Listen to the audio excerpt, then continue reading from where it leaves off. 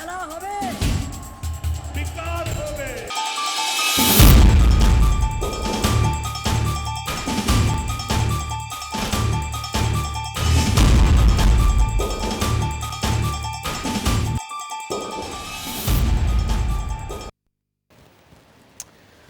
स्वागत है आपका सहारा समय में। मैं हूं आशुतोष भाटिया। बात करते हैं पश्चिम बंगाल और असम की, जहां पर दूसरे दौर का मतदान फिलहाल जारी है। पश्चिम बंगाल के 4 जिलों की 30 विधानसभा सीटों पर वोट डाले जा रहे हैं। तृणमूल कांग्रेस और बीजेपी दोनों नंदीग्राम को लेकर संजीदा हैं। कभी तो कई बूथों पर टकराव की भी खबरें हैं और बीजेपी उम्मीदवार शुभेंदु की गाड़ी पर हमले की भी खबर है। जीत और हार के बीच हिचकोले खा रहे ममता और शुभेंदु दोनों बूथ कैप्चरिंग और अपने मतदाताओं को वोट से रोकने के आरोप एक दूसरे पर मढ़ रहे हैं। ममता ने पोलिंग में हेरफेर का आरोप लगाते हुए एफआईआर भी दर्ज कराई है। उधर नंदीग्राम की हाई प्रोफाइल सीट के अलावा बांकुड़ा, पूर्वी मिदनापुर, पश्चिमी मिदनापुर और दक्षिण 24 परगना की कई सीटों पर छिटपुट हिंसा की खबरें हैं। पश्चिम बंगाल में अगर 3 बजे तक की बात करें तो 70% से कुछ अधिक का वोटिंग हो चुकी है और असम में करीब 58% मतदान हो चुका है।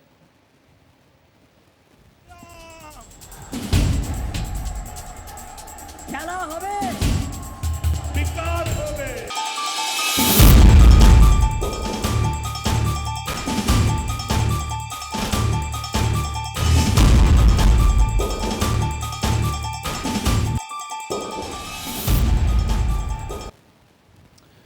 पश्चिम बंगाल के 8 चरणों के संग्राम का आज दूसरा चरण है और दूसरे चरण की 30 विधानसभा सीटों पर 4 जिलों में मतदान हो रहा है।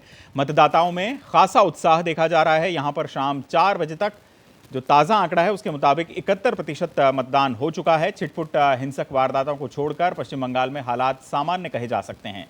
पश्चिम बंगाल में पूर्वी मिदनापुर की 9, पश्चिमी मिदनापुर की भी 9, बांकुड़ा की 8 और दक्षिण 24 परगना की 4 सीटों पर वोट डाले जा रहे हैं। लेकिन टीएमसी ने पूर्वी मिदनापुर के कुछ बूथ्स पर धांधली का आरोप लगाते हुए शिकायत की है।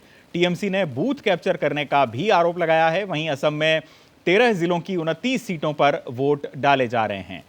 असम में 3 बजे तक 58% से ज़्यादा मतदान हुआ है। असम में दूसरे चरण की सीटों पर मुस्लिम प्रभाव बहुत ज़्यादा है। माना जा रहा है कि समय खत्म होने तक वोटिंग का आंकड़ा 75 से 80% के आसपास रह सकता है। पश्चिम बंगाल में दूसरे चरण में 75 लाख मतदाता 191 उम्मीदवारों की किस्मत का फैसला कर रहे हैं। इनमें 19 महिलाएं भी शामिल हैं। जबकि असम की बात करें तो 39 सीटों पर विधानसभा के चुनाव हो रहे हैं और उनके लिए 345 उम्मीदवार चुनावी मैदान में हैं, जिसमें से 25 महिलाएं दांव आजमा रही हैं।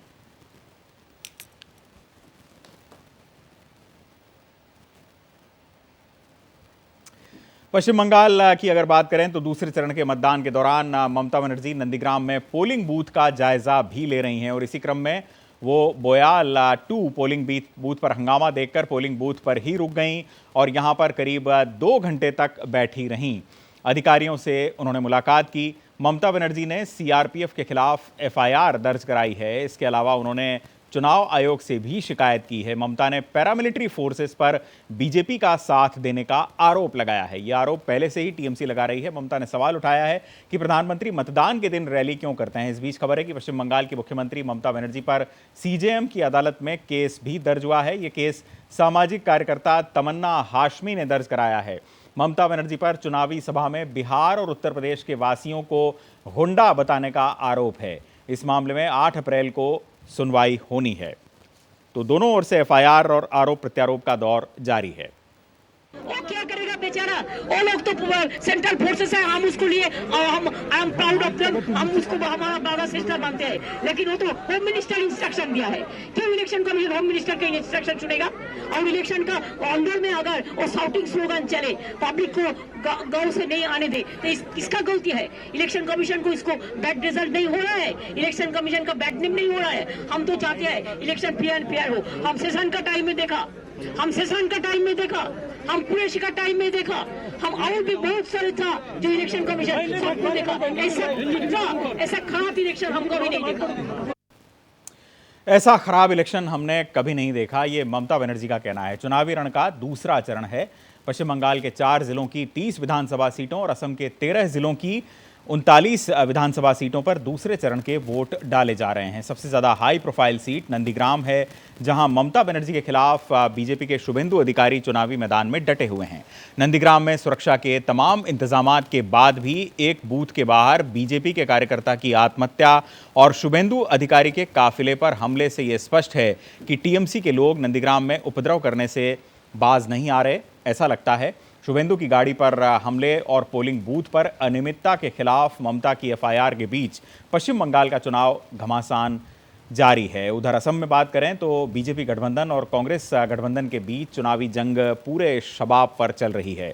दूसरे चरण के मतदान और हालात पर चर्चा के लिए हमारे साथ स्टूडियो में खास पैनल मौजूद है। दिल्ली से हमारे साथ जुड़ रहे हैं चंद्रमोहन शर्मा, कांग्रेस के नेता हैं। आपका बहुत बहुत स्वागत है चंद्रमोहन जी। संजय सरकार, टीएमसी के वरिष्ठ नेता हैं, वो भी हमारे साथ हैं। डॉक्टर सुनील कौशिक, वरिष्ठ पत्रकार हैं, नोएडा स्टूडियो में हमारे साथ हैं। और मनोज पंडित, बीजेपी के वरिष्ठ नेता हैं। आप सर से सबसे इसी दूसरे चरण के ऊपर हम बातचीत करेंगे। शुरुआत में करूंगा डॉक्टर सुनील कौशिक से। डॉक्टर कौशिक, राजनीतिक रूप से आप क्या पढ़ पा रहे हैं? अगर मतदान के प्रति उत्साह और वोटर टर्नआउट की बात अगर की जाए, क्योंकि 4 बजे तक का जो आंकड़ा हमारे पास मौजूद है उसके मुताबिक लगभग 71% के आसपास मतदान हो चुका है। देखो, पश्चिम बंगाल में यदि हम पिछले चुनावों की भी समीक्षा करेंगे तो लगभग मुझे लगता है कि हर इलेक्शन में 80 के आंकड़े को छुआ है वहाँ। और जितना भी खून खराबा, जितनी भी स्थिति या परिस्थितियाँ वहाँ बिगड़ती हैं पश्चिम बंगाल में, उसके बावजूद भी यदि इलेक्शन में ये उत्साह देखने को मिलता है कि वहाँ जिस तरीके से वहाँ की जनता भाग लेती है, तो मुझे लगता है कि ये नेताओं को सोचना पड़ेगा कि नेताओं को जवाब लोकतांत्रिक तरीके से अपने वोट के माध्यम से उन नेताओं के मुंह पर तमाचा होता है जो वास्तव में खून खराबे में विश्वास करते हैं। क्योंकि पश्चिम बंगाल का माहौल यदि हम देखेंगे, कई दशकों से भी देखें, समीक्षा करें, तो जब कोई पार्टी सत्ता में रहती है और दूसरी पार्टी का आगाज जब होता है और दूसरी पार्टी को लगता है कि हम सत्ता के केंद्र बिंदु तक पहुंच सकते हैं, सत्ता तक हम पहुंचने का प्रयास कर रहे हैं, वो सफलता बिंदु तक पहुंचा सकता है, तो ऐसा देखने को मिलता है। 10 साल पिछले इलेक्शन की हम बात करेंगे तो थोड़ा सा कम था, लेकिन जब ममता बनर्जी लेफ्ट से सरकार में जब आई, तब उस वर्ष का देखिए और इस साल का देखिए, तो जब लगता है किसी दूसरे दल को, और इस समय बीजेपी द्वितीय स्तर पर वहां पर है, बिल्कुल संघर्ष कर रही है, और लेफ्ट हो कांग्रेस हो, मुझे लगता है कि वो दायरे से बाहर है, लेकिन जो सीधा कांटे का संघर्ष है और बीजेपी और टीएमसी के बीच में है। लेकिन बीजेपी को लग रहा है कि हाँ, हम सत्ता हासिल कर सकते हैं, कि जिस तरीके से हम 2014 और 2019 के चुनाव की समीक्षा करें तो कहीं 17 से 40% के आसपास वहाँ आंकड़ा पहुँचता है। तो एक उत्साह तो हर पार्टी का हो सकता है कि हमने 23% वोटों में फायदा किया है, तो कहीं ना कहीं जनता हमारी नीतियों पर मोहर लगा रही है, कहीं ना कहीं हम पर विश्वास कर रही है और भरोसा कर रही है। लेकिन जो पश्चिम बंगाल में खून खराबा देखने को मिल रहा है, मुझे लगता है कि ये सोचना पड़ेगा नेताओं को कि जहां हम साफ सुथरे प्रत्याशी की बात करते हैं, लोकतंत्र में के मंदिर में जाने के लिए हम बड़ी बड़ी बातें करते हैं कि वहां गुंडा तत्व के लोग नहीं जाना चाहिए, जिन लोगों पर मुकदमे दर्ज हैं वो लोग वहां नहीं जाने चाहिए। क्या ऐसे माहौल में उम्मीदवार दोनों तरफ से हैं साहब, और बल्कि मैं कहूं अगर आप सूची देखें और गंभीर अपराध कितने उम्मीदवारों पर दर्ज है उसका आंकड़ा अगर आप देखें तो उसमें बीजेपी पहले नंबर पर है। मेरा सवाल संजय सरकार जी से है, तृणमूल कांग्रेस के नेता हैं। संजय जी, थोड़ा सा मैं चाहूँगा कि आप एक राजनीति के विशेषज्ञ होने के नाते जवाब दें, बजाय इसके कि तृणमूल कांग्रेस के नेता होने के। घटनाओं का मैं जिक्र करना चाहूँगा, बहुत सारी घटनाएं हुई हैं। मेदिनीपुर के महिषादल में बूथ आईटी इंचार्ज पर अटैक हुआ है, सुमन सेन नाम है, बीजेपी का ये व्यक्ति है। केशपुर में बीजेपी के पोलिंग एजेंट पर अटैक हुआ। उधर तृणमूल की प्रत्याशी अभिनेता सायंतिका बनर्जी पर वोटर्स को प्रभावित करने का आरोप है, मंदिर के बाहर वो पैसे बांटती हुई देखी गई। नंदीग्राम में भेकुटिया इलाके के उदय शंकर दुबे, जो कि बीजेपी के वर्कर थे, वो कई दिनों से बताया जा रहा है कि वो टीएमसी की धमकियों से परेशान थे, टेंशन में थे, और उनका शव लटका हुआ मिला। बीजेपी के नेता तन्मय घोष पर भी हमला हुआ, कार में तोड़फोड़ हुई। मेदिनीपुर में टीएमसी के भी कार्यकर्ता की हत्या हुई है। आखिर क्या कारण है कि पश्चिम बंगाल में राजनीतिक हिंसा ऐसा लगता है कि हर समय पूरे शबाब पर रहती है, और खासकर चुनाव के दौरान सबसे ज़्यादा? संजय जी। देखिए, मेरे जी यहाँ पर हिंदुस्तान में जो चुनाव आयोग जो है सुनील अरोड़ा जी, उसको बैकबोन टूटा हुआ है, और दूसरे नंबर वो एक अपाहिज आदमी है। तीसरे नंबर बात है एक मालिक का तोता बन चुके हैं। ऐसे एक आदमी को लेकर चुनाव करने से इस समस्या कभी भी समाधान होने का कोई रास्ता मेरे नज़र से नहीं दिखाई दे रहा है। और रह गया ये पक्षपाती रूप से, मतलब एक फेवर के लिए काम कर रहा है। बंगाल में आज मालूम है 72 बूथ में, नंदीग्राम में 72 पोलिंग जो बूथ होते हैं वहाँ पर, वहाँ पर सीआरपीएफ तृणमूल कांग्रेस को एजेंट के निकाल दिया है। और वहाँ पर जो मतदाता हो, आपको भी मालूम, जहाँ पर दीदी बॉयल में गया था, आपको भी मेरा सवाल संजय जी राजनीतिक हिंसा नहीं आपको पूरा बता रहा है क्यों हो रहा है। वहाँ पर सीआरपी वहाँ पर मतदाताओं के पोलिंग बूथ के अंदर में जाने नहीं दे रहा है। खुद बूथ वोट में वहाँ पर 80% पुल कर दिया है। सीआरपी पुलिंग किया है और सीआरपी वहाँ पर प्रॉक्सी कर दिया है। हिंदुस्तान में सबसे बड़ा दुर्घटना है और डेमोक्रेसी मतलब लोकतंत्र में सबसे बड़ा अपहरण बोलिए, बलात्कार बोलिए, हत्या बोलिए, आज के दिन में भारतीय जनता पार्टी के द्वारा और अमित शाह और चुनाव आयोग के द्वारा ये चीज हो नहीं। आप राजनीतिक रूप से अपने प्रतिद्वंदियों पर निशाना साधे हैं संजय जी, अच्छी बात है। नहीं आपको आप बता रहे इस घटना क्यों बता रहे हैं आप जो अभी यहाँ संवैधानिक इंस्टीट्यूशंस हैं उन पर निशाना साधते हैं, जैसे आप केंद्रीय सुरक्षा बलों पर निशाना साध रहे हैं, इसके अलावा आप चुनाव आयोग पर निशाना साध रहे हैं, उसके पक्ष में देखिए आज सीआरपी को खिलाफ एफआईआर हुआ है, क्यों हुआ है? होना चाहिए आपके हिसाब से? नहीं होना चाहिए, वो निष्पक्ष नहीं था, न्यूट्रल नहीं था, इसके लिए हुआ है। और सबसे बड़ा बात जो मतलब जहां पर जी भारतीय जनता पार्टी के बहुत गुंडागिरी चला रहे हैं, वहां पर कोलाघाट में यूपी से कुछ आदमी को पकड़ा लिया गया, बुरे मतलब जो आर्म्स एमिनेशन की तरफ से। हम ये नहीं बोल रहे ये यूपी के बाहर का आदमी है। बोला आप क्यों आया है? बोला हमको चुनाव प्रचार में। बोला आप कौन है? मैं चुनाव प्रचार। कौन भेजा है? भारतीय जनता फलाना नेता था। इस तरह से वहां पर गुंडागर्दी करने के लिए वहां पर पहुंचे हैं। देखिए जनता को भी तो सहन का एक सीमा रहता है ना, जब तक सह सकते हैं, जब नहीं सहेंगे तब उल्टा हो जाता है घटना। आपको मालूम है न्यूटन का थर्ड मेथड क्या है? Every reaction in opposite direction, आपको मालूम है थर्ड मेथड में वैसे ही हो रहा है। और भारतीय जनता पार्टी के पास में मैं एक चीज बोलना चाहता है, आज अब जो की चीज कर रहे हैं ना लोकतंत्र में, कल अगर आप मतलब जो ऑपोजिशन में बैठेंगे वो चीज आपको भी देखने के लिए मिलेंगे। यही सीआरपी आपको खिलाफ चुनाव में इलेक्शन करेंगे, ये सीआईएसएफ आपको खिलाफ चुनाव में इलेक्शन करेंगे। ये इस किस्म की जो भाषा का जो इस्तेमाल हो रहा है, जैसे पान चबाकर आने वाले, तिलक लगाकर बाहरी गुंडे यूज करना और सीधे सीधे कहीं ना कहीं संकेत उत्तर प्रदेश और बिहार के लोगों की तरफ नाम लेकर देना। ममता बनर्जी ने यह भी कहा कि उनके खिलाफ आज जो नारेबाजी हुई उसमें यूपी और बिहार के लोग थे। ये कितना आप इसको मानते हैं? आप देखिए उनके खिलाफ एक सीजेएम कोर्ट में केस भी दर्ज हुआ है। नहीं देखिए लोकल में कल भी कोलाघाट में मतलब पूर्वा मेदिनीपुर जाने का जो मेन जो जगह है कोलाघाट नंदा कुमार में यूपी के कुछ आदमी को पकड़ा गया आर्म्स एमिनेशन के साथ में। और ये पूरा काम कैलाश विजयवर्गीय अमित शाह जी लोग कर रहे हैं। बाहर से यूपी से बिहार से एमपी से जितना गुंडा है यूपी नंबर का गाड़ी में वो घूम रहे हैं। अगर 144 वहां पर जारी हो जाता तो इन लोग क्यों घूमेंगे? इसको घूमने के लिए कौन दे रहा है? और दूसरे नंबर बात है सीआरपी या सीआईएसएफ को 3000 ड्रेस बना के रखा है। जिस टेलर से बनाया उस टेलर आके बोल के गया मेरे यहाँ से बना के लेके गया और इसी में पुलिस के पास गया और जनता वहां पर बहुत जागरूक है और क्रिया मतलब जो विपरीत किया तो होना ही होना है और हो गया है। सुनील कौशिक जी, ये जो टैक्टिक्स आप देख रहे हैं और जो डिस्कोर्स देख रहे हैं तृणमूल कांग्रेस का, 2-3 घटनाओं का मैं जिक्र करना चाहूँगा। ममता बनर्जी की आज का जो स्टेटमेंट है वो आपने सुना कि इलेक्टोरल जो मशीनरी है वो बायस है। केंद्रीय सुरक्षा बलों पर उन्होंने सवाल उठाया, चिट्ठियाँ लिखी विपक्ष के तमाम नेताओं को कि बीजेपी के खिलाफ एकजुट होने का वक्त आ गया है और ठीक पोलिंग से ठीक पहले। कुछ दर्शाता है ये आपको? नहीं, मुझे लगता है कि सिर्फ ये राजनीतिक बयान है, क्योंकि यदि ऐसा होता पैरामिलिट्री फोर्स यदि वहाँ वोटिंग करने से रोकता तो मुझे लगता है कि इतना अच्छा प्रतिशत वोट नहीं पड़ता वहाँ पे कि जो हर बार बयाल में जो घटना घटा है वहाँ पर जनता को वोट सीआरपी देने नहीं दिया, ऊपर से 80% वोट 2 बजे तक पर गिर गया है।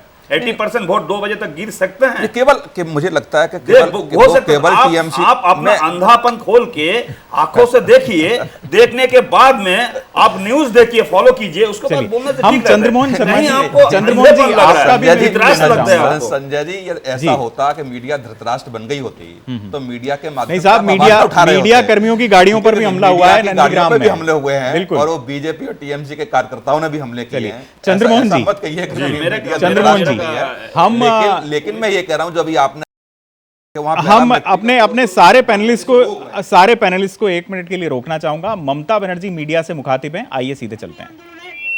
আব্দুল সামাদ সহ যাদের হাইকোর্ট স্টে দিয়েছে তাদের বাড়িতে গিয়ে রাত্রিবেলায় তাণ্ডব করা হয়েছে এবং আমি অলরেডি এটা আমরা কমপ্লেন করেছি। আমরা 63টা কমপ্লেন অলরেডি ইলেকশন কমিশনকে পাঠিয়েছি and also the others also. আমি এখনো রিকোয়েস্ট করব, শুনুন, আমি নন্দীগ্রাম নিয়ে চিন্তিত নই, আমি চিন্তিত গণতন্ত্র নিয়ে। নন্দীগ্রামে আমি জিতবো মামাটি মানুষের আশীর্বাদে। আপনারা দেখলেন যেখানে সকাল থেকে বন্দুক নিয়ে বসে আছে, কাউকে ভোট দিতে দেয়নি, প্রত্যেকটা মানুষ আমাকে উইশ করছে। তার মানে কি, ওরা যাকেই যায় ইচ্ছে দায়িত্ব দিক না কেন, মানুষ কিন্তু ভোটটা আমায় দিয়েছে। কিন্তু এখানে ভোটটা চিটিংবাজি হয়েছে। এবং বোয়াল, আমি 3 দিন ধরে বলছি, বোয়ালে ওরা অত্যাচার করেছে চূড়ান্ত। আজ কাল পরশু তরশু আমাদের একটি ছেলের মেরে হাত ভেঙে দিয়েছে। আমাদের রবীন মান্না বলরামপুরে সে মৃত্যুর সাথে লড়াই করছে। গতকাল আমার কেশপুরে আমার একজন কর্মী মার্ডার হয়েছে। গতকাল সকালবেলায় খানাকুলে আমার কর্মী মার্ডার হয়েছে। আজকেও আমি জানি না রবীন মান্নার কি অবস্থা, কৃষ্ণর কি অবস্থা। এইখানে যারা এজেন্ট হয়েছিল তাদের বাড়িতে গিয়ে মারধর করা হয়েছে, তাদের নাক মুখ ফাটিয়ে দেওয়া হয়েছে। আমি পুলিশকে বারবার করে বলেছি, 2-3 বার তারা বসেছে, যেই পুলিশ চলে গেছে আবার চাকাশ তাই। আর সেন্ট্রাল ফোর্সেসে আমি সিআইএসএফ সিআরপিএফ কাউকে দোষ দেবো না, because they are also our friend.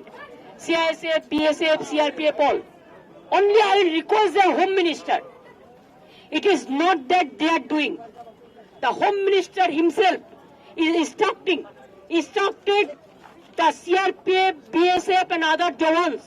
We are proud of them. They are giving instruction to help only BJP and to help the BJP goons. This area also you have seen all the outsiders. It is not from inside Bengal. It is from outside goons. They have bought it from outside goons. They cannot speak Bengali also. This is unfortunate part. And my election commission, I do not know what to say. I'm sorry. I apologize to my election commission for their silence, for their total silence. So many letters we have given, but absolutely one-sided they are supporting the BJP candidates. And under their instruction, BJP is getting so many provocation, and they are beating the people, they are murdering the people, and they are looting the vote. I think this should create another bad history. You know our democracy. Democracy is the festival of the people. Democracy is the festival of the people. Now, if you don't allow the people to cast their vote, what do you think that election commission? Why people will say that election commission is impartial? My humble regards to election commission, all the members. Please take care. Please take care. What you have done for Nandigram and other parts, don't behave like this in the other time, next time also. Whatever you try, BJP will not win the election. Even Nandigram, I am telling you, 90% vote Trinamool Congress will win. The other parts also, the Chandlipur, the Nandigram, the Haldia, and other parts also, Bakura, wherever the vote is going on. And every time, every election day, Narendra Modi is used to come to Bengal and give address. Why election day you will be campaigning?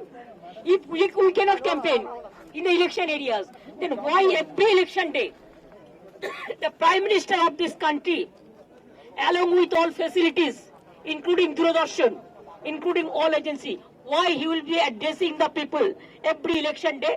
Is it not wrong? Is it not violation of the conduct of election rules? They are, whatever they can do, they are trying. But I am sorry for them. One day they have to give the result for this. People will give them the befitting result, I can tell you. And for Nandigram and other parts, and for Bengal, for all my seats, 30 seat already election is over, today is also 30 seats. So all two, I am showing you, be perfect.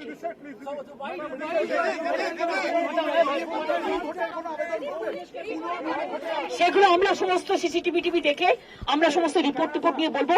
That internal matter I cannot discuss here in the room. আমি দেখেছি তো তোমাদেরও মেয়েদের যেভাবে প্রত্যেকটা BJP মিছিলে মলেস্টেটেড হতে হচ্ছে। I am so sorry. I am sorry, Mr. Election Commission, you must know, and Home Minister, how the women journalists are being heckled by BJP workers also in every rally. Please take care and tell your people to सुना आपने ममता बनर्जी को लगातार शिकायतों का पिटारा उनके पास है। वो पूरी व्यवस्था में खामी बता रही हैं, कह रही है कि इलेक्शन कमीशन की मशीनरी बायस है। प्रधानमंत्री नरेंद्र मोदी के अंतिम समय तक चुनाव प्रचार करने पर भी उन्होंने सख्त ऐतराज़ जताया। उन्होंने कहा कि ये कैसे माने कि आदर्श आचार संहिता का ये उल्लंघन नहीं है। चंद्रमोहन शर्मा जी का मैं रुख कर रहा था, कांग्रेस के नेता हैं। चंद्रमोहन जी, ममता बनर्जी की बातों से आप कितना इत्तेफाक रखते हैं? पूरी जो मशीनरी के बायस होने का अगर जिक्र करें कि उस जो ऑब्जेक्टिविटी का अभाव वो पा रही हैं और कह रही हैं कि केंद्र सरकार के इंस्ट्रक्शन पर ये सब काम हो रहा है, या आप इसमें किसी तरह का कोई डेस्परेशन पाते हैं ममता में? देखिए आशुतोष जी, जो अभी आज सुबह की हम न्यूज़ देख रहे हैं उस न्यूज़ के अंदर चुनाव होते हैं और चुनाव के अंदर थोड़ी बहुत तो गड़बड़ी स्वाभाविक आ जाती है, उसको लोकतंत्र में आया तो समेटा जा सकता है। लेकिन जहां गड़बड़ी के अंदर उस तंत्र का इस्तेमाल हो जाए और जो तंत्र दिखने लग जाए, जैसे बांकुरा के अंदर सुबह की खबर आई कि सीआरएफ जवानों ने पोलिंग एजेंटों को काम नहीं करने दिया, उसके ऊपर कार्रवाई, तो ये प्रश्न चिन्ह कहीं ना कहीं खड़ा हो जाता है। उसके ऊपर स्वाभाविक है वो प्रश्न उठाना और प्रश्न को सामने रखना, सामने आ जाता है उसके ऊपर, उसकी निष्पक्षता के ऊपर आगे जाके इलेक्शन कमीशन को जवाब देना पड़ेगा, जो सवाल उठे उसकी सफाई उनको देनी पड़ेगी। देखिए ये बात ठीक है कि जब दो पार्टियां लड़ती हैं, कहीं ना कहीं नंदीग्राम आज की डेट में एक स्वाभिमान की लड़ाई लड़ी जा रही है। उस स्वाभिमान की लड़ाई के अंदर जैसे हमारे मित्र यानी आप ये कह रहे हैं कि ममता जो आरोप लगा रही है इलेक्शन कमीशन की कार्यप्रणाली पर, वो जायज सवाल है? देखिए बिल्कुल जायज इसलिए मैं कह रहा हूं क्योंकि जब इस चीज की सफाई राज्यपाल को इलेक्शन कमीशन को देनी पड़ेगी। पहली बार इस इलेक्शन में हुआ है कि सीआरपीएफ जवानों के ऊपर ब्लेम लगा है, उसके ऊपर एफआईआर रजिस्टर, मनोज पंडित जी, पोलिंग एजेंट ब्लेम कर रहे हैं। मनोज पंडित जी, तो ये कहीं ना कहीं प्रश्न चिन्ह करता है। इतने सारे आरोप लग रहे हैं यहाँ पर इलेक्शन कमीशन पर। आप तो इलेक्शन कमीशन के नुमाइंदे नहीं हैं, लेकिन आरोप आप पर भी हैं कि ये बीजेपी की छत्रछाया में इलेक्शन कमीशन काम कर रहा है और पश्चिम बंगाल में ये सब देखा जा रहा है। आशुतोष जी, क्या प्रक्रिया है इसके अलावा चुनाव कराने की? आप मुझे सिर्फ ये बता दीजिए कि एक सिस्टम है, उस सिस्टम के दायरे में चुनाव हो रहा है, ठीक है, हमारे देश में चुनाव आयोग ही चुनाव कराता है पूरे देश में। आप उस गरिमा को कम से कम ये कि भाई आप देश के प्रधानमंत्री, आप देश के गृह मंत्री, आप उस चुनाव कराने वाली संस्था, आपने वो सीआरपीएफ फोर्सेस सबको कटघरे में खड़ा कर दिया, आपने सबको एक ही लाइन में खड़ा कर दिया, सबको कह दिया कि भाई कोई यहाँ पे निष्पक्ष चुनाव नहीं करा रहा है। इससे पहले आप बताइए कि वो बीजेपी के कार्यकर्ता आत्महत्या करेगा क्या? उसको आत्महत्या करेगा, उसको लगा दिया, फांसी पे लटका दिया वहां पे। तो इतनी दहशत है, उस दहशत का माहौल है। ऐसा चुनाव तो हमने कभी देखा नहीं। हम कभी छोटे थे तो शायद उत्तर प्रदेश में सुनते थे कि ऐसा चुनाव होता है। ममता बनर्जी भी यही कह रही है कि ऐसा चुनाव हमने कभी ऐसा नहीं देखा। चुनाव हम पहली बार देख रहे हैं। हो क्या रहा है? चुनाव क्या हो रहा है बताइए आप, कि गुंडे बदमाश कहां उत्तर प्रदेश से, कहां से? ऐसा नहीं हो सकता। आप ये बौखलाहट है, वो दिख रही है, स्पष्ट नजर आ रही है कि इनको दिख रहा है कि इतना वोट ऑफ परसेंट बढ़ गया। वो किसके पक्ष में है? वो बीजेपी के पक्ष में है। ये पहले ही वो कहना चाह रहे हैं कि भाई चीजें खराब हो रही है, ठीक नहीं हो रही, ताकि कल को ये बोल सके कि हम तो पहले से बोल रहे थे कि चीजें ठीक नहीं है। तो उस नतीजे पे ये बात है, जनता वहां पर वोट दे नहीं पा रहा, तो जनता का शिकायत है सीआरपी अंदर घुसने नहीं दे रहा है, पुलिस एजेंट को जाने नहीं दे रहे हैं, और जो वोटर मतदाता होता है वो लाइन पे जाके खड़ा नहीं हो पा रहा है, बोलो आपको वोट हो गया भागो, ऐसे करके भगा रहा है। संजय ये पूरा टीवी में दिखा रहा है। कहां दिखा रहा है? आप बताइए, एक कहीं दिखा दीजिए। जनता के हाथ में ये तो नहीं पता ना, ये बीजेपी का आदमी है, ये टीएमसी का आदमी है। जनता तो जनता है। अब ये तो आपको भी नहीं पता कि कौन किसको वोट डालेगा, किसको नहीं डालेगा। जनता वोट नहीं दे रहा है, उसके बाद में भी 80% पोल हो गया, कैसे होता है बताइए? कौन सा जादू है? कौन सा अलादीन का चिराग आप दिखा रहे हैं? नहीं बताइए, आपको बस कौन सी चिराग है? हम जारी रखेंगे ये चर्चा। फिलहाल ममता बनर्जी के बाद अब शुभेंदु अधिकारी क्या कह रहे हैं, आइए सीधे चलते हैं। প্রিজাইডিং অফিসার বলছে আমি কি করব, আমার হাত পা বাঁধা। যতও উনি তো এক্স এখনো হয়নি, 2 তারিখে হবে, 2 তারিখ বিকালে রেজিগনেশন দিবেন। এখনো আছে। पूरा देश जानना चाहता है हुआ क्या यहाँ पर, क्या देखा आपने, क्या पाया? कहना है कि बोगस। देखिए इधर सीएम का लाते नहीं आई 2 घंटा वोट को रोक के रखा। इधर नंदीग्राम में 90% की करीब वोट हुआ, इधर 78%, 10% वोटर को भगाया। ममता बनर्जी, टीएमसी कैंडिडेट ममता बनर्जी, वो नहीं मुख्यमंत्री के नाते नहीं आई।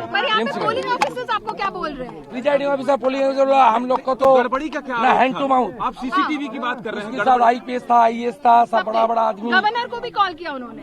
इधर अंदर में सीसीटीवी है जी, बोला पूरा सीसीटीवी में रिकॉर्ड है, बोला पूरा गलत काम किया है। यहाँ पूरा शांतिपूर्ण तरीके से चुनाव चल रहा है, इसमें कोई धांधली का शिकायत नहीं है।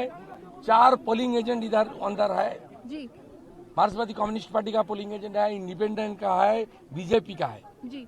इसका इस एरिया में ममता बनर्जी पार्टी का कोई कैडर, कोई वर्कर नहीं है। वो सीधा ड्रामा पूरा दिन, सुबह 7 बजे से शुभेंदु है मार्केट में, ममता नहीं है। इसलिए ड्रामा और मीडिया पब्लिसिटी, इसके लिए फिरका परिस्थिति का जो रास्ता उन्होंने चुना। रीपोल की बात होगी क्या यहाँ पर? क्या नो क्वेश्चन राज नोट राइज। अभी 1 घंटा बाकी है, 100 से ज्यादा लोग बाकी है, मैं सबको बुलाया, सब आ गया, खड़ा होगा, वोट करेगा। आप यहाँ रहिए क्या वोट करवाएं? नहीं, वोट कराना मेरा दायित्व नहीं, CAPF का जिम्मेदारी है, प्रिजाइडिंग पोलिंग का जिम्मेदारी है, माइक्रो ऑब्जर्वर भी इधर है, ये मेरा काम नहीं। मैं एक भी गलत काम पूरा इलेक्शन के दौरान आचार संहिता के उल्लंघन में नहीं किया। ममता बनर्जी बार बार किया। कल बांकुड़ा हुगली का मीटिंग में नंदीग्राम का जिक्र किया, गोघाट का मीटिंग में नंदीग्राम में प्रचार खत्म होने के बाद भी नंदीग्राम का जिक्र किया, मेरा पर्सनल अटैक किया। हेलीपैड में नंदीग्राम के अंदर प्रेस कॉन्फ्रेंस करके इन्फ्लुएंस करने का कोशिश किया।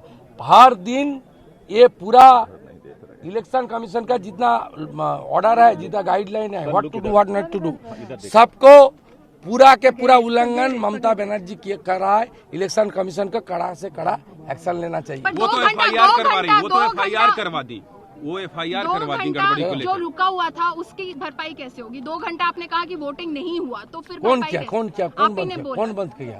आपने कहा कि नहीं, कौन? ममता बनर्जी के, सब लोग कैंडिडेट के आने से क्या यहाँ होगा पर, तो उसमें? फिर क्या देखिए, होगा? पूरा दिन मीडिया में नहीं था, बूथ में नहीं था, वोट में नहीं थी, इसलिए पब्लिसिटी के लिए ड्रामाबाजी। इधर जो CAPF के जवान है, ये लोग बहुत ईमानदार है, अंदर जो प्रिजाइडिंग ऑफिसर है वो ईमानदार है। इलेक्शन कमीशन इतना अच्छा वोट नंदीग्राम में किया, इस तरीके से वोट पिछले टाइम बंगाल में, जंगल राज में पहली बार हुआ। आप इसको लेकर इलेक्शन कमीशन जाएंगे? इलेक्शन मैं पहले मुझे वोट खत्म होना। दोबारा मतदान नहीं होगा, शुभेंदु अधिकारी का साफ तौर पर यह कहना है। उन्होंने कहा सब कुछ ठीक ठाक है, व्यर्थ के आरोप हैं, और ममता बनर्जी जो आरोप लगा रही हैं वो कहीं ना कहीं से उनके डेस्परेशन को दर्शाता है। सुनील जी, आपसे मैं पूछना चाहूँगा, आपको भी क्या ऐसा लगता है कि ये TMC ने आज जो मतदान के ऐन दिन ये जो सारा कुछ कर रही है, ये अपने आप में एक तरह के डिफेंसिव टैक्टिक्स जैसी बात है? देखो, TMC ने जो आरोप लगाए हैं, निश्चित तौर से चुनाव आयोग को संज्ञान में लेना चाहिए, इसकी जांच करानी चाहिए कि वास्तव में हकीकत है क्या। राजनीतिक रूप से आरोप लगाए जा रहे हैं या वहाँ जाकर के हकीकत है। शुभेंदु अधिकारी कौन होते हैं कहने वाले कि चुनाव दोबारा नहीं होगा? यदि इस तरीके का बयान चुनाव आयोग की तरफ से आता और शुभेंदु अधिकारी ये कहते कि इसमें जांच की जाए, तो मुझे लगता कहीं तक ठीक था। लेकिन एक पार्टी कह रही है कि धांधली हुई है और दूसरी पार्टी ये कह रही है कि नहीं, उसमें चुनाव दोबारा नहीं होगा, तो निश्चित तौर से हम कह सकते हैं कि सवाल तो उठता है। दूसरी बात है, मैं इस बात को मानने के लिए तैयार नहीं हूं कि CRPF के जवान या पैरामिलिट्री फोर्स के जवान में वोटिंग डालने से रोक रहे हैं। यदि ऐसा होता, छिटपुट कई चीज़ें हो सकती हैं कि पैरामिलिट्री फोर्स जब सामने आता है, लड़ाई झगड़े का मामला जब सामने होता है, गोलियां चलती हैं, आप देख ही रहे हो, बम्बें भी वहाँ चल रही हैं, बम भी फेंके जा रहे हैं, तो निश्चित तौर से रुकावट तो हो सकती है। लेकिन पैरामिलिट्री फोर्स ये कभी नहीं करेगा, न कभी चाहेगा कि वोटिंग डालने से किसी को रोका जाए। यदि ऐसा होता, इतना भय हुआ पैरामिलिट्री फोर्स का होता है। ये माने सुनील जी कि इस देश में संवैधानिक जो इंस्टीट्यूशंस हैं उनकी मर्यादा को तार-तार करने की एक परिपाटी शुरू हो गई है, क्योंकि मुझे याद है कि सबसे पहले इलेक्शन कमीशन और जो हमारे इंस्टीट्यूशंस हैं उन पर उंगली उठाने का एक जो चलन शुरू किया था वो आम आदमी पार्टी के अरविंद केजरीवाल ने शुरू किया था, और उसके बाद सब पॉलिटिकल पार्टीज़ ने उसी को टो किया है। मुझे ऐसा कोई चुनाव याद नहीं आन पड़ता पिछले कुछ एक सालों में जबकि इलेक्शन कमीशन पर किसी न किसी पॉलिटिकल पार्टी ने आरोप ना लगाया हो और ये ना कहा हो कि ये तो निष्पक्ष नहीं है। देखो, जब इस तरीके के संवैधानिक ढांचे तैयार किए जाते हैं इस देश में, हाँ, तो राजनीतिक दलों के माध्यम से ही होते हैं, संविधान के तहत होते हैं। तो ये राजनीतिक दल जानते हैं कि जब उनका संवैधानिक ढांचा तैयार किया गया है, हाँ, तो ऐसे कौन से लूपहोल छोड़ दिए गए हैं जिसके माध्यम से वो राजनीतिक दल फायदा उठाते हैं। आज वो सत्ता में है, कल विपक्ष में। आपने बहुत बार देखा होगा ये परिपाटी ठीक है, लेकिन मैं वही कह रहा हूँ, जब बीजेपी विपक्ष में थे तो CBI के किस तरीके के आरोप, ED के किस तरीके के आरोप लगाए जाते थे। आज बीजेपी सत्ता में है तो आज वही आरोप कांग्रेस। मनोज जी, ये परिपाटी ठीक पाते हैं आप? ये हम ये कह सकते हैं कि इनसे लोकतंत्र जो है मजबूत होता है इस तरह के सवालात उठाने से? बिल्कुल मजबूत नहीं होता, और इससे हमारी क्रेडिबिलिटी जो देशों में और विदेशों में जो लोग हमें देख रहे हैं सुन रहे हैं, वहाँ भी हमारी क्रेडिबिलिटी खराब होती है। ये तो बिल्कुल नहीं होना चाहिए। और मेरा मानना तो ये है कि ठीक है, जो चुनाव हो रहा है, चीज़ें आप बताओ 1.5% वोटिंग या FIR, ये चीज़ें ये बिल्कुल गलत तरीका है, इसका कोई समर्थन नहीं करता। हम लोग जो संवैधानिक ढांचा है, चाहे वो चुनाव आयोग हो, चाहे कोई फोर्स हो या कुछ भी लोग हैं, वो कोई उनको ये थोड़ी लिखा है कि जो वोट डालने वाला है वो किसको वोट देगा। आज आप देखिए कि यहाँ हमारे परिवार में से भी कोई वोट डालने जाता है, जो जैसे यूपी में चुनाव होता है तो पत्नी अपने पति को नहीं बताती वो किसको वोट डाल के आई है, या भाई अपने भाई को नहीं बताता वो किसको वोट डाल के आया। तो वोटर तो नहीं पता ना ये वोटर किसका है, वो तो अंदर जाके आएगा वोट डाल के तभी पता चलेगा उसने किसको वोट डाला है। तो ये सब चीजें बेकार है, ये तो इनका जो बौखलाहट है वो सीधे सीधे नजर आ रही है और इसका कोई मुझे लगता नहीं कि और इसका उद्देश्य हो सकता है। चलिए, एक और जो आपत्ति यहाँ पर आई है देखने में वो ये कि प्रधानमंत्री की रैली। संजय जी, जरा आप कुछ इस बारे में बता पाएं, आखिर किस चीज से तृणमूल कांग्रेस को आपत्ति है? वो कैसे ये कह रही है कि आदर्श आचार संहिता का उल्लंघन यहाँ पर पीएम की तरफ से हुआ है? जयनगर में जहाँ आपको मतलब जो रैली कर रहा था प्रधानमंत्री जी, वहाँ पर जितना देखिए चैनल है सब उसको फोरकास्ट कर रहा था। हाँ। इसके देखिए कानून उल्लंघन तो होता है, जहाँ चुनाव होता है वहाँ के लिए केबल लाइन से वगैरह सबको ऑफ करना पड़ता है, ये नियम है। आप देख लीजिएगा इलेक्शन कमीशन गाइडलाइन में जाके ये करना पड़ता है, लेकिन ये कहीं भी बंद नहीं किए हैं। उसको भाषण कंटिन्यू चलाया जा रहा है उस एरिया में। उस एरिया में चलाना नहीं सकते हैं, आप बंद कर सकते हैं, प्रतिबंध कर सकते हैं उसके लिए, लेकिन नहीं हो रहे हैं, कौन सुनेंगे। और दूसरे नंबर बात, 1:30 बजे बोयल में जो बूथ था, में जो बूथ था 1:30 बजे 80% पुलिंग हो गया है। वहां का जनता बोल रहा है हम तो वोट ही नहीं दिया है, 80% पुलिंग हो गया। कैसे हो गया?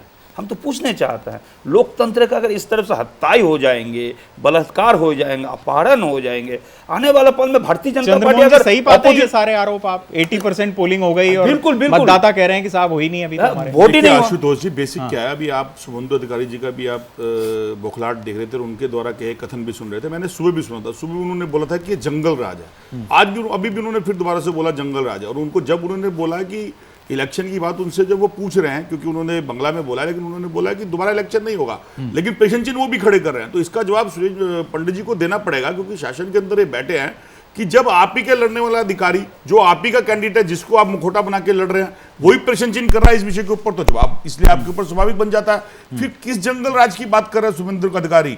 उसी जंगल राज के अंदर 10 साल तक वो मंत्री भी रहे हैं और उसी जंगल राज के मंत्री को भाजपा ने अपनी सीट देके इलेक्शन बना के भाजपा के अंदर बंगाल के अंदर खड़ा भी करा है। और यही वो बंगाल है जहां पर सीटें लड़ने के लिए भाजपा को कैंडिडेट नहीं मिले और 100 से ज्यादा कैंडिडेट उनको दूसरी पार्टी के तोड़ के लड़वाने पड़ गए। अब विषय कहां आता है? देखिए, कहीं ना कहीं भाजपा का जो शीर्ष नेतृत्व है वो इस तरह से बिल्कुल, इससे मैं मानता हूं कि अभिन्न नहीं बोलूंगा, वो पूरी तरह से जानता था, अवगत था। आप पिछले किसी भी कॉरिडोर पे चले जाइए और उस इलेक्शन की प्रबंध को देखिए।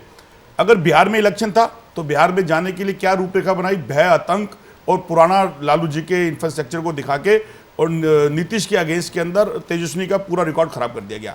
अब ठीक ममता के सामने क्या करा गया कि ममता से इलेक्शन लड़ना है तो ममता के कार्यों के साथ नहीं लड़ना है, या भाजपा को अपने कार्य के द्वारा नहीं बंगाल की जनता को जीतना है, उसको सिर्फ एक चीज दिखानी है, भय। मेरा एक छोटा सेंटेंस रह गया, भय और आतंक दिखा के। उसी का फिलोसफर शुभेंदु अधिकारी ने एक बार पहले भी बोला, जब अपशब्द इस्तेमाल करे मुख्यमंत्री को साड़ी के रिलेटेड, आज फिर उन्होंने बोला बेगम।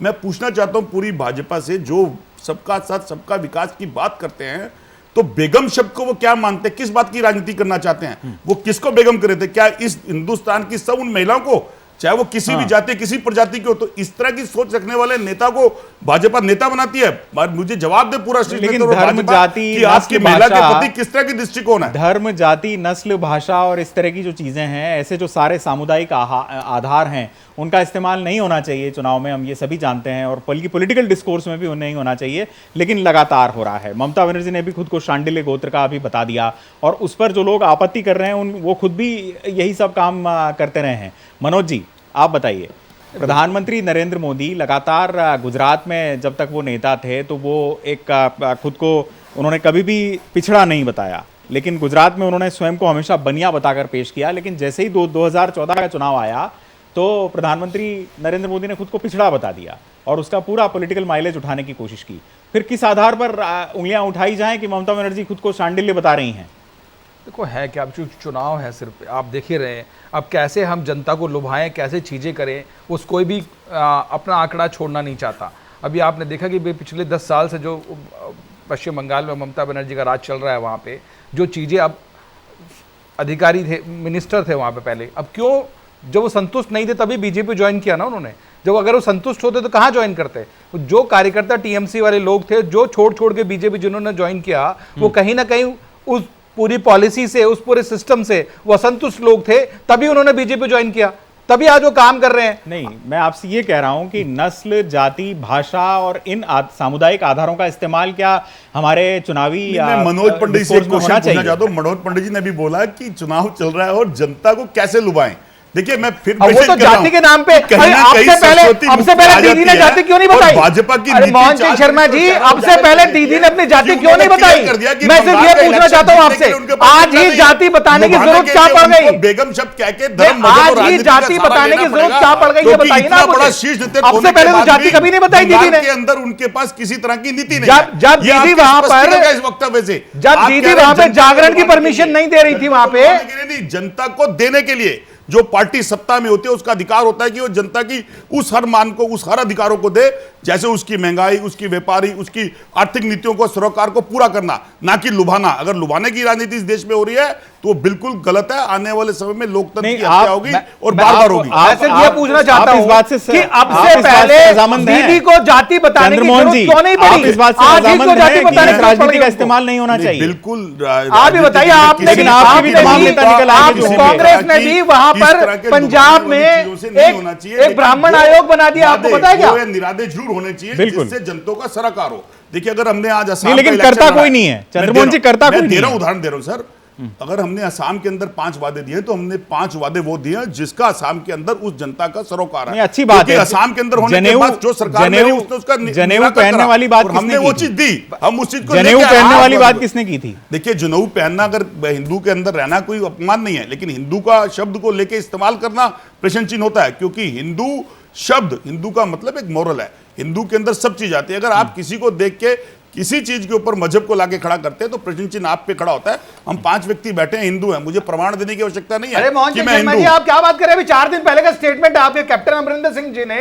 पंजाब में एक आयोग बना दिया, एक वो बना दिया है, ब्राह्मणों का आयोग बना दिया वहां पे। क्या आप बताइए, आपने तो अभी दिल्ली के अंदर लोकतंत्र की हत्या करते हुए ऐसा कानून लोकसभा में पारित कर दिया जिसके अंदर लोकतंत्र की चुनी हुई सरकारों का बिल्कुल मोल खत्म कर दिया है। और ये परिपाटी जो आज आपने चालू करी है, ये पूरी तरह से लोकतंत्र को खत्म करके हिटलर टाइप की अग्रसर करती है। मुझे आप जवाब देंगे किस रूप से आपने जो दिल्ली का कानून पास कराया लोकतंत्र के अंदर, उससे देश की जनता को वो तो फेडरलिज्म की अलग बहस है चंद्रमोहन जी, की अलग बहस है। नहीं, लेकिन जवाबदेही इनकी बनती है। मैं केवल जाति, नस्ल, भाषा जैसे आधारों के इस्तेमाल की बात कर रहा था। सुनील जी, मैं आपसे पूछना चाहूंगा, गोत्र का इस्तेमाल करने की बात ये ममता बनर्जी की तरफ से की गई और उसके बाद हम ये देखते हैं कि पॉलिटिकल पार्टीज में तरह तरह का प्रोग्रेसिविज्म दिखाने की एक होड़ रहती है कि वो इन पुराने ऑर्थोडॉक्स आधारों को नहीं मानते।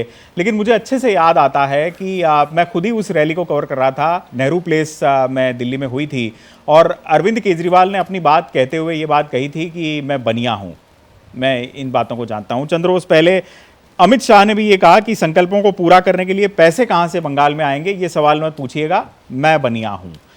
जब अमित शाह खुद को बनिया बता सकते हैं, अरविंद केजरीवाल स्वयं को बनिया बता सकते हैं, तो फिर ममता बनर्जी अगर खुद को शांडिल्य बता दें तो आपत्ति क्या है?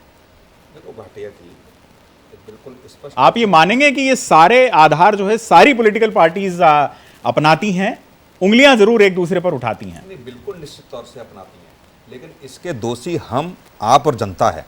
यदि जनता, हम और आप उनकी जातिगत बयानों के आधार पर यदि हम अपनी सोच बदलते हैं, अपने इरादे बदलते हैं, उन पर भरोसा करते हैं, उनकी जाति धर्म के आधार पर हम अपने को चेंज करने का प्रयास करके वोटों में तब्दील कर देते हैं, तो ये हम लोगों की कमजोरी है। नेता का मतलब आप जानते हैं, राजनीति का मतलब हम सब जानते हैं कि किसी भी तरीके से इन लोगों को सत्ता चाहिए, और सत्ता तक पहुंचने के लिए इस देश के नेता किसी भी स्तर तक गिर सकते हैं, सारे लोग जानते हैं। लेकिन इसके बावजूद भी यदि इनकी बातों में आकर के, इनके बयानों के आधार पर जो बातें रैलियों में कही जाती हैं, निश्चित तौर से जनता भी उसमें दोषी है, क्योंकि उन्हीं आधार पर वो अपने आप को तब्दील करती है।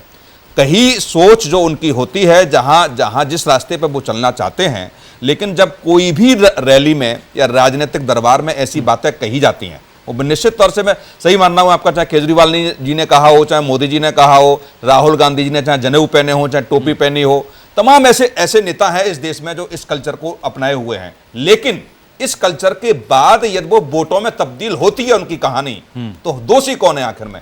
क्या जनेऊ पहन के पंडित प्रभावित होते हैं? क्या टोपी पहन के मुस्लिम प्रभावित होते हैं? इसी समाज से, इसी जनता से ही तो राजनेता बना है, वो सब ठीक है। लेकिन राजनेताओं का ये उत्तरदायित्व भी तो है कि जनता के सामने वो एक आदर्श मॉडल को पेश करें। आप ये बताइए, जब प्रधानमंत्री को इस चुनाव में तूतड़ा के बोला जाए, पिछले 2019 के चुनाव में आपने देखा होगा कि सारे राजनीतिक दल किस स्तर तक गिरे, और पश्चिम बंगाल ताजा उदाहरण है। मैं कह रहा हूं इस सदी का, 21वीं सदी का पश्चिम बंगाल एक ऐसा उदाहरण पेश करेगा जहां देखेगा कि सारी मर्यादाएं वहां टूटेगी। अभी तो दूसरे चक्कर का मतदान है आज, आप देखिए कि जब तीसरे चौथे पांचवें चक्कर में तो जाएगा, बिहार में भी कहा गया क्या था। स्थिति रहेगी, कोशिकी क्या आप भूल स्थिति गए शायद। ये रहेगी। तो इस लोकतंत्र के अंदर हर इलेक्शन के अंदर ये परिपाटी कही जाती है। वो बिहार के अंदर भी कही गई थी, वो असम में भी कही गई थी, वो हर किसी इलेक्शन में कही जाती है। विषय वो नहीं है जिस विषय को आप उठा रहे हो। विषय को ये जो उन्होंने कहा है कि नेता की परिपाटी के अंदर हम जिस विषय को लेके जाते हैं, लुभाने विषय का मतलब क्या है, उसको देने के लिए क्या उसका सरक और उसकी स्टेट की जनता या उस देश की जनता के साथ है या नहीं है। अगर वो किसी तरह से किसी को इन्फिल्ट करके उसके अंदर विभाजन की नीति लाके खड़ा करता है, वो प्रश्न चिन्ह होता है। उस विषय पे बात होती है। तो उसमें मैं वही तो कह रहा हूं पंडित जी, मैं वही कह रहा हूं मैं वही कह रहा हूं कि आप जब मर्यादाएं तोड़ करके, लांग करके जब जनता को गुमराह करने का प्रयास करते हो, जनता गुमराह उसमें होती है, आपकी बात पे भरोसा करती है जनता। आज इस देश का युवा आपको आदर्श मानने का प्रयास करता है, और वो आदर्श चुनाव की रैली में जाकर के जब किसी वरिष्ठ नेता को गाली देता है, तो वो रात को सोते समय क्या आदर्श सोचता होगा उस देश का युवा। यही आप लोग सोचिए कि आखिर में आप देश को कहां ले जाना चाहते हैं। सुनील जी, आप मर्यादा को जो बात बोल रहे हैं ना, बंगाल में भारतीय जनता पार्टी को जो अध्यक्ष है दिलीप घोष, वो दीदी को क्या कहा मालूम है? हरामी खून उसको शरीर में दौड़ते हैं। आपको अगर शरीर दिखाना है तो बरमुंडा पहन के पैर दिखाओ ना, और अच्छा लगेंगे गोड़ दिखाने में। ये से भाषा किया है। और भारतीय जनता पार्टी को जो गवर्नर के सब तथागत राय को भेजा था, उसने क्या बयान दिया मालूम है?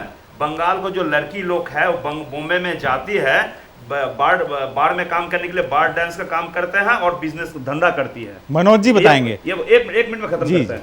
और बोला सुमित्रो खान का बोला जो सैनिक सेक्टर्स है, उसको बोला सी इज ए प्रोस्टिट्यूट।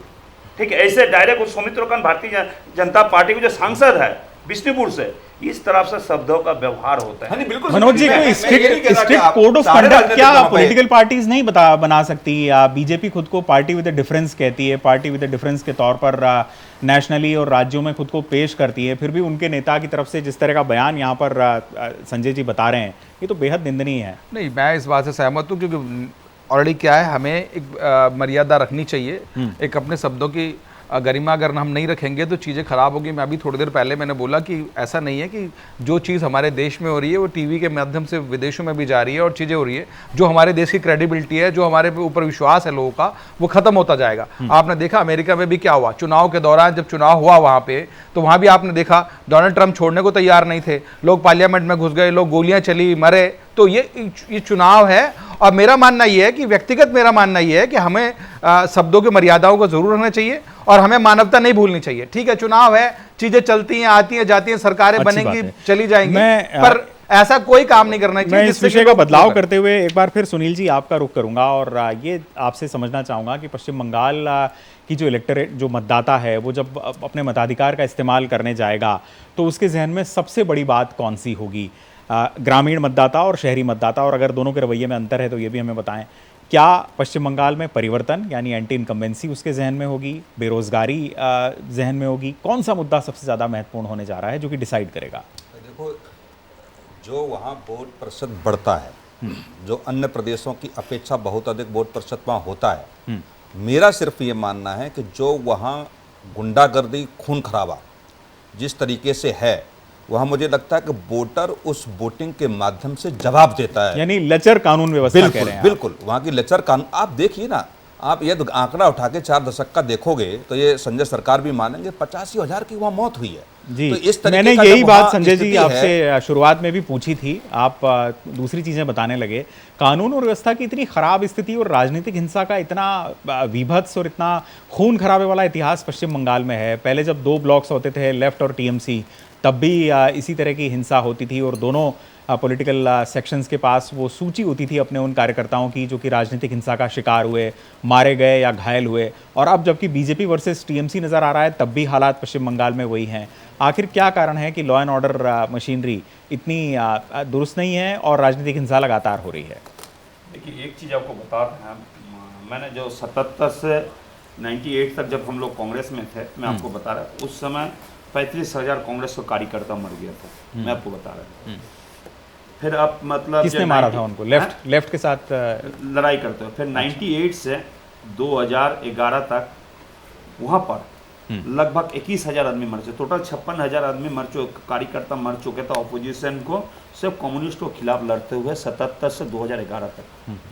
राजनीतिक हिंसा बहुत बड़े कारण क्या है मालूम है? वहाँ पर भड़कावा भाषण एक नंबर बात, दूसरे नंबर बात है आर्म्स एमिनेशन इतना बुरे तरफ से सप्लाई होते हैं। जैसे देखिए अभी ज़्यादा से ज़्यादा भारतीय जनता पार्टी के साथ लड़ाई होने के कारण है, वहाँ पर लड़ाई नहीं था। अब 2019 तक देखेंगे उस तरफ से उस पैमानिक में लड़ाई नहीं था। 2019 के बाद में लड़ाई चालू हो गया, जिस दिन 5 फरवरी 2019 में सत्यजीत विश्वास को जो नदिया का विधायक थे उनको हत्या हुआ, तब से राजनीतिक हत्या चालू, भारतीय जनता पार्टी उसको मारे थे। नहीं तो ये अगर असलहे बरामद होते हैं, अवैध रूप से इतने हथियार अगर वहां पाए जाते हैं, तो इसको तो कंट्रोल करने की जिम्मेदारी संजय जी राज्य सरकार की ही होती है ना? राज्य सरकार के हैं, लेकिन क्या होता है देखिए अभी जैसे शुभेंदु अधिकारी को अपने जेट प्लस दे दिए हैं, उनको गाड़ी में अगर हथियार लेके कहीं सप्लाई करेंगे तो उसको जेट कैटेगरी वहां पर कैसे चेकअप होगा? ऐसा हो रहा है, ऐसा हो रहा है, वही होने जा रहा है। नहीं संजय जी क्या बताइए, ये तो बहुत ही बड़ा आरोप है। अधिकारी के ट्रक में हथियार लोड करके ले जा रहे थे क्या?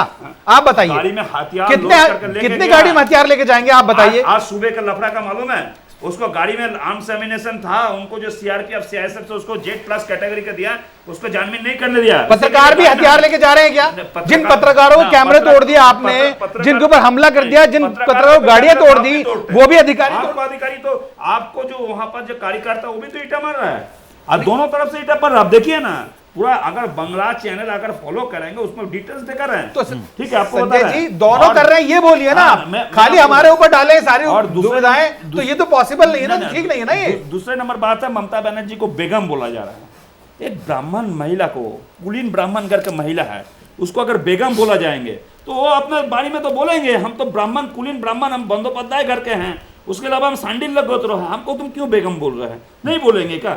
ये तो बोलना चाहिए उनको। अगर ये भाई साहब का मुसलमान बोल देंगे, इसका नाम कुछ अजहरुद्दीन कुछ बोल देंगे, ये तो प्रमाण करेंगे भाई हम पुराना पंडित है, ब्राह्मण है, फलाना गतरा है मेरा, हम ब्राह्मण से बिलोंग करते हैं, ये तो बोलेंगे, ये तो हकीकत है। सुनील जी मैं आपसे ये समझना चाहूँगा, ये तो पश्चिम बंगाल में हिंसा के इतिहास की बात हुई कि पश्चिम बंगाल में आपको ऐसा लगता है क्या कि वामपंथ का इतना पुराना किला ढह गया, तृणमूल कांग्रेस की सरकार बन गई, ममता बनर्जी या वहाँ की मुख्यमंत्री हैं, लेकिन जो गवर्नेंस है और उसकी जो स्टाइल ऑफ फंक्शनिंग है उससे वामपंथ नहीं गया है? वो वामपंथ और वो स्टाइल ऑफ फंक्शनिंग अभी भी वहाँ के सिस्टम में घर की हुई है, और ये वो स्टाइल ऑफ फंक्शनिंग है जिससे आज का युवा आकर्षित नहीं होता, ऐसा पाते हैं आप? बिल्कुल। देखो जो ब्यूरोक्रेसी में जो लोग पहुंचते हैं इतनी जल्दी तो उनका निकलना बहुत आसान नहीं होता, क्योंकि 60 के आसपास ही वो जाकर के रिटायरमेंट होंगे, लेकिन 10-10, 15-15 साल में सत्ता का यदि हस्तांतरण होता भी है तब भी वो लगभग वहाँ काबिज रहते हैं। और जिस परिस्थितियों में उन्होंने ज्वाइन किया था, जिन परिस्थितियों में उन्होंने वहाँ पे यापन किया है, वहाँ पर प्रशासनिक मशीनरी को चलाने का प्रयास किया है, वो इतनी जल्दी आसान नहीं है। हम अन्य भी प्रदेश में देख लेते हैं, जब सत्ता बदलती है तो मुझे लगता है 1 साल उनकी अधिकारियों की मानसिकता बदलने में समय लग जाता है। और जो संजय सरकार जी ने कहा, मैं बिल्कुल उनकी बात से सहमत हूँ कि ममता दीदी की सरकार आने के 10 साल में भी यदि वहाँ क्राइम कंट्रोल नहीं हुआ तो क्यों नहीं हुआ, इसकी समीक्षा करनी पड़ेगी। और इसकी समीक्षा ये है कि जो कोई भी कार्यकर्ता, राजनीतिक कार्यकर्ता मारे जाते हैं विपक्ष में रहते हुए, और जब वो सत्ता में आते हैं तो सत्ता में आने के बावजूद वो बदला लेते हैं, वहां सरकार उनको संरक्षण देती है। तो जब ऐसी परिस्थितियों में होने लगे, वहां जिस प्रदेश में यदि ऐसी परिस्थिति होने लगे तो मुझे लगता है वह राजनीतिक हत्याएं रुक नहीं सकती हैं। ये जो कोई भी सरकार हो, अभी आप देखो अमित शाह जी को देखो, तमाम रैलियों में क्या कहते हैं वो कि 130 कार्यकर्ता मारे गए हैं, हम उनका बदला लेंगे और कोई भी जो भी है हम जमीन से खोद के उनको लेंगे। ये प्रतिशोध की भावना जो है जी, और उसके बाद वो सिलसिला कभी नहीं थमता जी। मनोज जी, आप इस बात का आज क्या इस प्रोग्राम के जरिए ये ऐलान कर सकते हैं या ये कह सकते हैं कि प्रतिशोध की ऐसी कोई परिपाटी पश्चिम बंगाल में यहाँ से आगे नहीं रहेगी, अगर हम ये कल्पना करें इस स्टेज पर कि बीजेपी वहाँ पर सरकार है क्या? व्यक्तिगत देखो, जिसके परिवार का इंसान चला जाता है, जिसका बेटा चला गया, जिसका भाई चला गया, जिसका पति चला गया, वो कैसे सब्र करेगा? आप मुझे बताइए ना, वो तो सब्र नहीं करेगा भाई। रही बात ये कि पार्टी ठीक है, पार्टी तो चलो कार्यकर्ता, अभी संजय जी ने बताया कि 30,000 लोग मर गए, 56,000 लोग मर गए, वो ठीक है, पार्टी में हम लोग काम करते हैं तो हम पार्टी के सिपाही हैं, जहां पार्टी लगाती है वहां हम काम करते हैं, वहां कुछ भी हो सकता है। ठीक है, पर लेकिन जिस परिवार का व्यक्ति चला गया वो कहीं ना कहीं द्वेष भावना तो अपने मन में रखता ही है ना आशुतोष जी। देखिए, मैं अपने मनोज भाई की बातों का जवाब देता हूँ। बिल्कुल उन्होंने आज फिर दोबारा से वही बात गलत बोल दी। देखिए, किसी के परिवार का सदस्य चला गया तो भारत का एक सपूत राजीव गांधी भी गया था, एक बड़ी निर्मम हत्या में गया था, और उसी का सपूत उसी गांधी परिवार में उसी राहुल गांधी ने, उसी प्रियंका गांधी ने दिया था उसको क्षमा याचना देके। आज हम किस तरफ हिंदुस्तान की परिपाटी को लेके जाना चाहते हैं? ये हिंदुस्तान की परिपाटी लोकतंत्र के लिए, आने वाले वक्त के लिए बहुत घातक होगी और इसके दोषी हम सब होंगे। अगर हमें इस परिपाटी को बदलना है तो हिंदुस्तान की पहचान हिंदुस्तानी होनी चाहिए। वो किसी मजहब, किसी दीन, किसी शाबिर, किसी जोसफ, किसी राम और किसी सुखबीर के नाम से नहीं होनी चाहिए, क्योंकि हिंदुस्तान की परिपाटी जब हम देश की आजादी से लड़के आ रहे थे तब एक हिंदुस्तानी के रूप में थी। उसके अतफुल्ला खां भी था, उसके अंदर चंद्रशेखर आजाद भी था, उसमें महात्मा गांधी भी थे, उसमें सुभाष चंद्र बोस भी थे, जनरल जोसेफ भी थे। तो अगर हम परिपाटी ऐसी लेंगे तो बार बार ऐसे उदाहरण आएंगे, और आपको ऐसे उदाहरण देखना है तो मैं फिर आपसे बोलता हूं, हमारा उदाहरण देखिए, आप राहुल गांधी को देखिए, प्रियंका गांधी को देखिए, जिन्होंने बुरी सारणी के साथ उसको क्षमा याचना दी। लेटेस्ट अपडेट यहां पर देता हूं पश्चिम बंगाल से जुड़ा हुआ अपने दर्शकों को, जो कि 80.43% मतदान पश्चिम बंगाल में हो चुका है। दक्षिण 24 परगना में 79.65% है, वेस्ट मिदनापुर में 78.02, ईस्ट में 81.23 और बांकुड़ा में 82.92% है। नंदीग्राम में 80.79% मतदान पश्चिम बंगाल में हुआ है। सुनील जी, ये वही बात है जो आप कह रहे थे कि बढ़ चढ़ के पश्चिम बंगाल में मतदान होता है और इस बार भी वही देखा जा रहा है, और अभी तो मेरे ख्याल है करीब आधे घंटे से कुछ वक्त ज़्यादा है मतदान में। हाँ, अभी मुझे लगता है कि तमाम बूथों पे अभी वोटिंग हो रही है। जहाँ अभी लाइन नहीं टूटी है वहाँ लगभग वोटिंग होगी, चाहे वो रात हो जाए, चाहे अभी कुछ और घंटे लगें।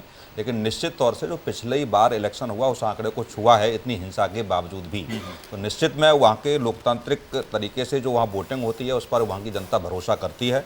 इसको वहाँ की जनता को सलाम करता हूँ, और निश्चित तौर से वो लोकतांत्रिक तरीके से अपने वोट के माध्यम से, मतलब अभी इस हाई वोटिंग को हम किसी तरह की एंटी इनकम्बेंसी से जोड़कर ना देखें, ये कह रहे हैं आप? नहीं, ऐसा नहीं कह सकते हम, क्योंकि लगभग यही आंकड़ा 80 के आसपास तो पिछली 2016 में भी रहा है इनका, 84 के आसपास। हाँ, नहीं, वो पूरे प्रदेश का ना, लेकिन लगभग नंदीग्राम की हम बात करेंगे तो 80 और 81% के आसपास पिछली बार भी था, तो बहुत ज्यादा बढ़ोतरी वहां नहीं हुई है। चलिए, लोकतंत्र में चुनाव देखा जाए तो अपने आप में एक महोत्सव होते हैं, और इस महोत्सव में सभी को बढ़ चढ़कर भाग लेना चाहिए ताकि हम अपनी सरकारें बना पाएं और वो शासन प्रणाली सुनिश्चित कर पाएं जो हम अपने लिए चाहते हैं। कम से कम इस दृष्टिकोण से पश्चिम बंगाल में मतदान का जो प्रतिशत है वो काफ़ी उत्साहजनक है, और जैसा कि हमारे पैनलिस्ट बता रहे हैं लगभग 84-85% के आसपास ये मतदान जाना चाहिए। हमारे साथ इस खास पेशकश में फिलहाल इतना ही। अपने सभी मेहमानों का मैं शुक्रिया अदा करूंगा। चंद्रमोहन शर्मा जी, कांग्रेस के नेता, आपका बहुत बहुत धन्यवाद। संजय सरकार जी, आपका भी बहुत बहुत शुक्रिया। मनोज पंडित, बीजेपी के नेता, हमारे साथ जुड़े, आपका भी शुक्रिया। और सुनील जी, आपका भी बहुत बहुत धन्यवाद। फिलहाल वक्त एक ब्रेक का है, हम जल्द हाजिर होते हैं।